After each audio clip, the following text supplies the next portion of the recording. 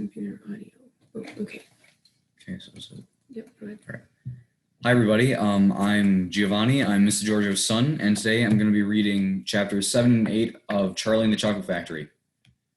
Chapter 7, Charlie's Birthday. Happy birthday, cried the four old grandparents as Charlie came into their room early the next morning. Charlie smiled nervously and sat down on the edge of the bed. He was holding his present, his only present, very carefully in his two hands. Wonka's Whipple Scrumptious Fudge Mallow Delight, it said on the wrapper. The four old people, two at either end of the bed, propped themselves up on their pillows and stared with anxious eyes at the candy bar in Charlie's hands. Mr. and Mrs. Bucket came in and stood at the foot of the bed, watching Charlie. The room became silent.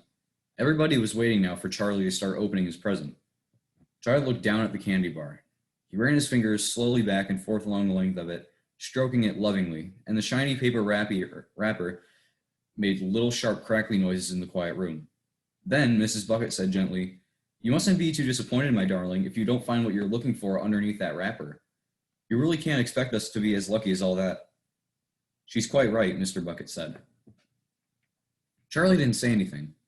"After all," Grandma Josephine said, "in the whole wide world there are only 3 tickets left to be found. The thing to remember," Grandma Georgina said, "is that whatever happens, you'll still have the bar of candy." "Wonka's Whipple Scrumptious Fudge Mallow Delight," cried Grandpa George. "It's the best of them all. You'll just love it." "Yes," Charlie whispered, "I know." Just forget about all those golden tickets and enjoy the candy," Grandpa Joe said. "Why don't you do that?" They all knew it was ridiculous to expect this one poor little candy bar to have a magic ticket inside it, and they were trying as gently and kindly as they could to prepare Charlie for the disappointment. But there was one other thing that the grown-ups also knew, and it was this, that however small the chance might be of striking lucky, the chance was there. The chance had to be there. This particular candy bar had as much chance as any other of having a golden ticket. And that was why all the grandparents and parents in the room were actually just as tense and excited as Charlie was, although they were pretending to be very calm. "You better go ahead and open it up, or you'll be late for school," Grandpa Joe said. "You might as well get it over with," Grandpa George said. "Open it, my dear," Grandma Georgina said. "Please open it. You're making me jumpy." Very slowly, Charlie's fingers began to tear open one small corner of the wrapping paper. The old people in the bed all leaned forward, craning their scraggy necks. Then suddenly, as though he couldn't bear the suspense any longer, Charlie tore the wrapper right down the middle, and onto his lap there fell a light brown, creamy-colored chocolate candy bar. There was no sign of a golden ticket anywhere. "Well, that's that," said Grandpa Joe brightly. "It's just what we expected." Charlie looked up. 4 kind old faces were watching him intently from the bed.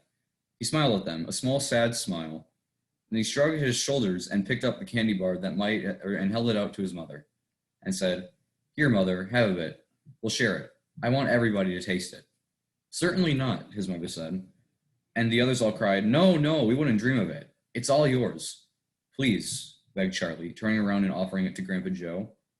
But neither he nor anyone else would take even a tiny bite.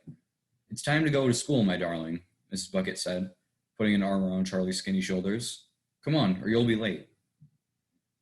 Chapter 8. 2 more golden tickets found. That evening, Mr. Bucket's newspaper announced the finding of not only the 3rd golden ticket, but the 4th as well. "2 golden tickets found today," screamed the headlines. "Only 1 more left." "All right," said Grandpa Joe, when the whole family was gathered in the old people's room after supper. "Let's hear who found them." "The 3rd ticket," read Mr. Bucket, holding the newspaper up close to his face because his eyes were bad and he couldn't afford glasses. "The 3rd ticket was found by a Miss Violet Beauregard."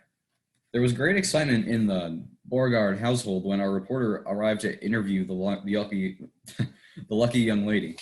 Cameras were clicking and flashbulbs were flashing, and people were pushing and jostling and trying to get a bit closer to the famous girl. And the famous girl was standing on a chair in the living room, waving the golden ticket madly at arm's length as though she were flagging a taxi. She was talking very fast and very loudly to everyone, but it was not easy to hear all that she said because she was chewing so ferociously upon a piece of gum at the same time. "I'm a gum chewer normally," she shouted. "When I heard about these ticket things of Mr. Wonka's, I laid off the gum and switched to candy bars in the hope of striking lucky. Now, of course, I'm right back on gum. I just adore gum. I can't do without it. I munch it all day long except for a few minutes at mealtimes when I take it out and stick it behind my ears for safekeeping. To tell you the honest truth, I simply wouldn't feel comfortable if I didn't have that little wedge of gum to chew on every moment of the day. I really wouldn't. My mother says it's not ladylike, and it looks ugly to see a girl's jaws going up and down like mine do all the time. But I don't agree. And who's she to criticize anyway? Because if you ask me, I'd say that her jaws are going up and down almost as much as mine are just from yelling at me every minute of the day. Now, Violet, Mrs. Beauregard said from a far corner of the room where she was standing on the piano to avoid being tripped by the mob. All right, Mother, keep your hair on, Miss Beauregard shouted.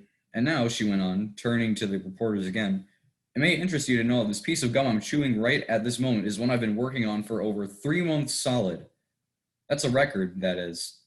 It's being the record held by my best friend, Miss Cornelia Prince-Meadle, and she was mad. It's my most treasured possession now, this piece of gum is. At nights, I just stick it on the end of the bedpost, and it's as good as ever in the mornings. A bit hard at first, maybe, but it soon softens up again after I've given it a few good chews. Before I started chewing for the world record, I used to change my piece of gum once a day. I used to do it in our elevator on the way home from school. Why the elevator? Because I like sticking the gooey piece that I just finished with onto one of the elevator buttons. Then the next person who came along and pressed the button got my old gum on the end of his or her finger. Haha! And what a racket they kicked up, some of them. You get the best results with women who have expensive gloves on.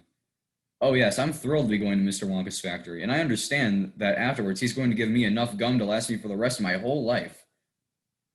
Whoopee and hooray. Beastly girl, said Grandma Josephine. Despicable, said Grandma Georgina. She'll come to a sticky end one day, chewing all that gum. You see if she doesn't. And who got the 4th golden ticket, Daddy? Charlie asked. Now let me see, said Mr. Bucket, peering at the newspaper again. Ah yes, here we are. The 4th golden ticket, he read, was found by a boy called Mike TV. Another bad lot, I'll be bound, muttered Grandma Josephine.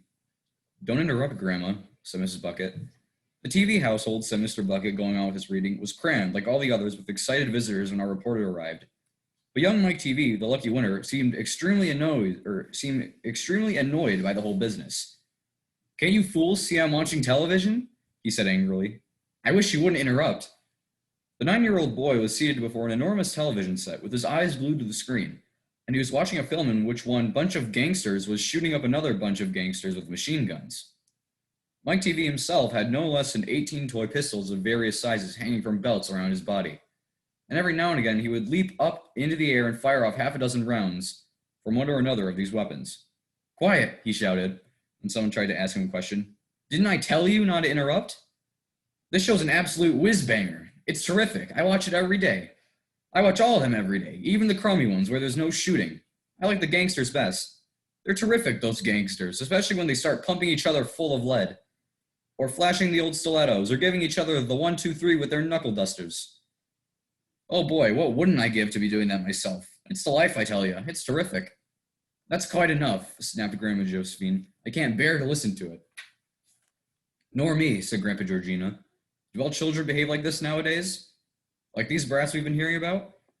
Of course not, said Mr. Bucket, smiling at the old lady in the bed. Some do, of course. In fact, quite a lot of them do, but not all. And now there's only one ticket left, said Grandpa George. Quite so, sniffed Grandma Georgina.